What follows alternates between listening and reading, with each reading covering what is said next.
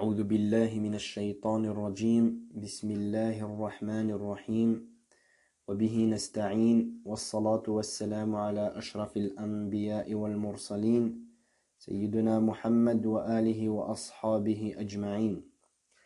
Je cherche refuge auprès d'Allah contre le maudit Satan, au nom de Dieu, le miséricordieux, le compatissant.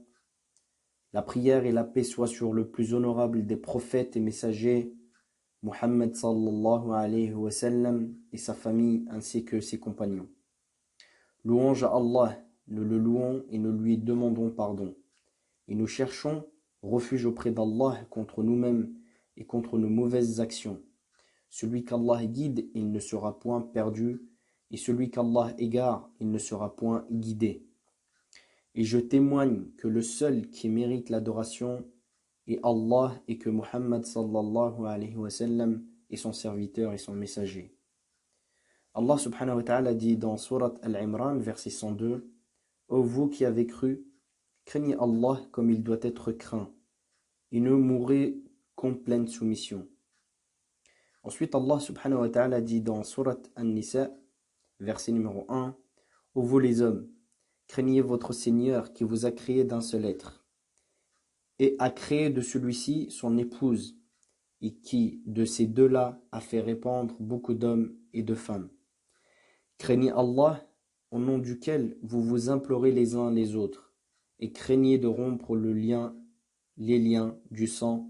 Certes, Allah vous observe parfaitement. » Ensuite, Allah subhanahu wa ta'ala dit dans Surat Al-Ahzab, versets 70 et 71, « Ô vous qui avez cru, craignez Allah et parlez avec droiture, afin qu'il améliore vos actions et vous pardonne vos péchés. Quiconque obéit à Allah et son messager obtient certes une grande réussite. » Après cela, la plus véridique des paroles est celle d'Allah, et la meilleure des voies est celle du prophète sallallahu alayhi wa sallam. Et la plus mauvaise des choses est la nouveauté. Et toute nouveauté est innovation. Et toute innovation est égarement. Et tout égarement est au feu. Assalamu alaykum wa rahmatullahi ta'ala wa barakatuh. Chers frères et sœurs, avec la permission d'Allah, nous poursuivrons nos cours et duros religieux ainsi que les traductions en français pour faire bénéficier nos frères et sœurs francophones comme évoqué lors du premier cours du 20 avril 2020.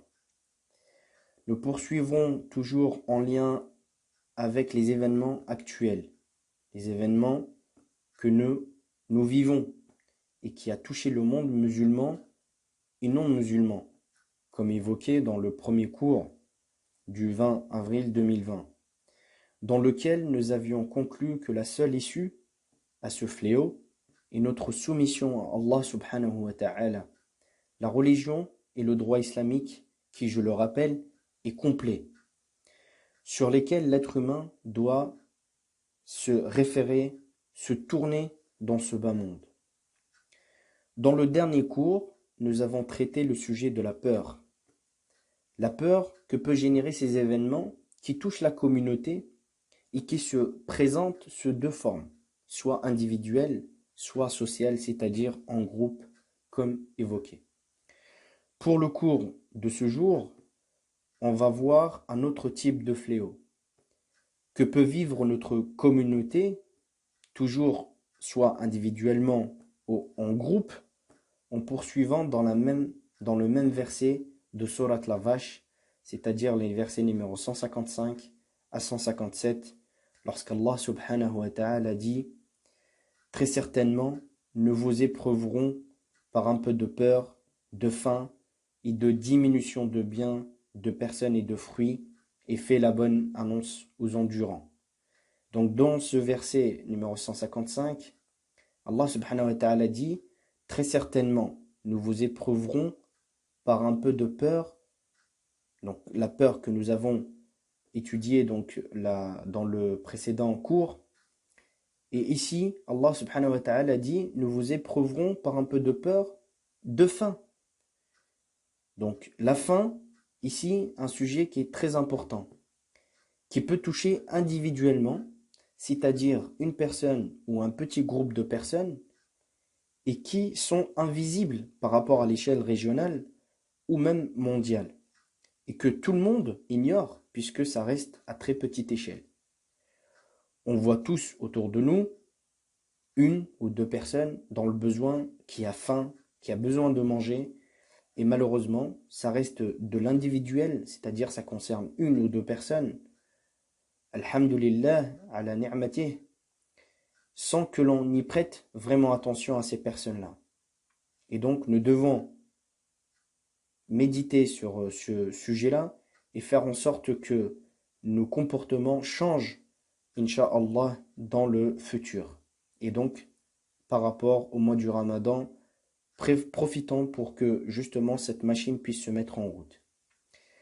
Mais la faim peut également toucher une partie du monde ou le monde entier, comme ce que nous sommes en train de vivre en ce moment même avec cette pandémie.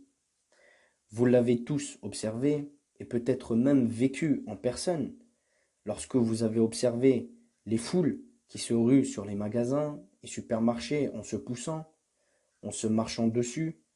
Pourquoi cela? Eh bien tout simplement par peur de la faim. Car c'est le premier instinct de l'être humain et qui est dans le besoin et la menace se renferme sur lui et pense individuellement. Donc il agit individuellement et il pense individuellement. Mais notre religion d'islam, sous la protection d'Allah subhanahu wa ta'ala, mes frères et sœurs, nous protège contre l'individualisme. Elle nous donne des enseignements sur le partage, la solidarité sociale, le soin social, comme lorsque le prophète sallallahu alayhi wa sallam a décrit la société musulmane solidaire et coopérative comme un seul corps, en disant « Tu vois les croyants dans leur amour, leur affection et dans leur miséricorde, qu'ils se portent comparables à un seul corps. » Lorsqu'un membre s'est affecté, c'est l'ensemble du corps qui ressent la douleur et qui s'enfièvre. Et subhanallah, nous avons tous observé ce trait de caractère que le prophète sallallahu alayhi wa sallam a mentionné dans notre communauté musulmane, qui matérialise, qui exprime et qui se montre sensible à l'égard de nos frères et sœurs qui sont dans le besoin. Ainsi, nous pouvons remercier Allah subhanahu wa ta'ala pour ce bienfait et on peut conclure que notre communauté musulmane va bien d'un point de vue légal, donc si l'on se réfère au droit islamique. Celle-ci, c'est-à-dire la communauté musulmane, est comparée au corps humain. Lorsqu'un membre est affecté, c'est l'ensemble du corps qui ressent la douleur et qui s'enfièvre. Ce qui, en d'autres termes, pour expliquer un petit peu plus facilement, signifie que si un membre du corps ne va pas bien, qu'est-ce qu'on fait? Eh bien, on essaye donc de le soigner. Et bien, c'est exactement ce qui se passe avec la communauté. Et il en est de même pour la communauté, qui répond présent lorsqu'une partie de celle-ci en éprouve le besoin. On peut également l'interpréter différemment, sous un autre angle, c'est-à-dire que le corps humain est complémentaire. Je m'explique. Je vous donne un exemple. Lorsque les yeux observent quelque chose, les yeux transmettent l'information au cerveau qui, à son tour, transmet l'information aux autres membres du corps pour s'actionner et donc de bouger. Soit courir, fuir en cas de danger imminent, soit tout simplement pour prendre cet objet que les yeux ont observé ou vu. Donc si on résume ce hadith du prophète sallallahu alayhi wa sallam, le musulman doit être utile ou se rendre utile, ou du moins si ce dernier n'est pas utile, il lui est donc demandé de ne pas blesser ou causer des dégâts dans la société ou la communauté.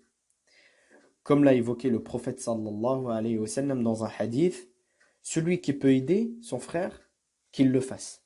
Celui qui peut aider son frère, qu'il le fasse. c'est-à-dire ne pas hésiter, ne pas reporter l'action, ne pas s'en priver, tout simplement, mais de faire le premier pas et, si on peut aider son frère, qu'on le fasse tous autant que nous sommes.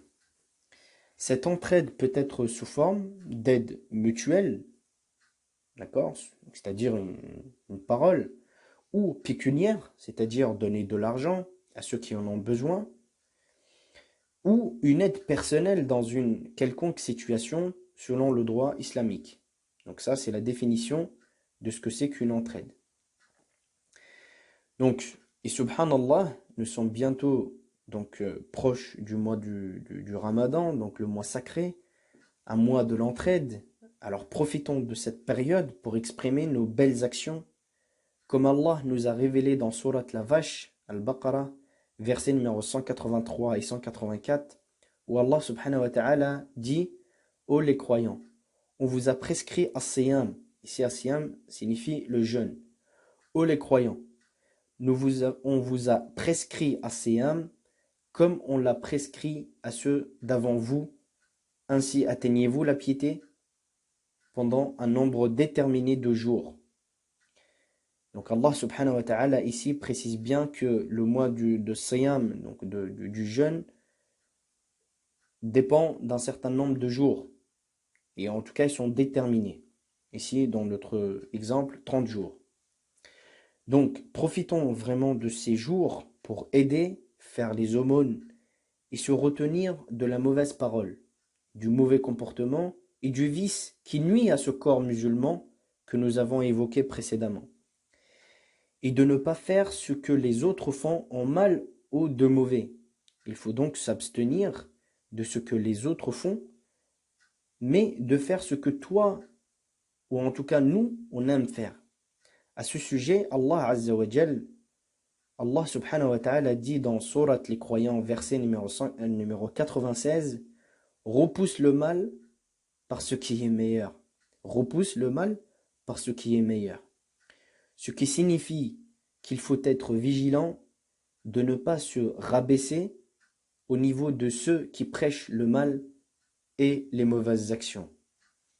Allah subhanahu wa ta'ala dit également dans Surat Fatir, Créateur, verset numéro 10, vers lui monte la bonne parole et il élève haut la bonne action.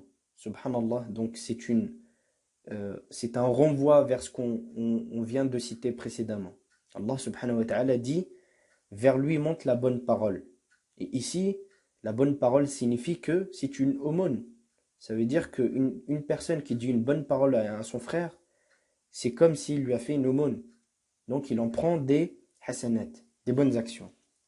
Allah dit: vers lui monte la bonne parole et Allah, élève haut la bonne action. Subhanallah. Nous comprenons ici que même une simple bonne parole est une aumône. Un sourire est une aumône. De même pour l'entraide dans les événements, le rompre du jeûne.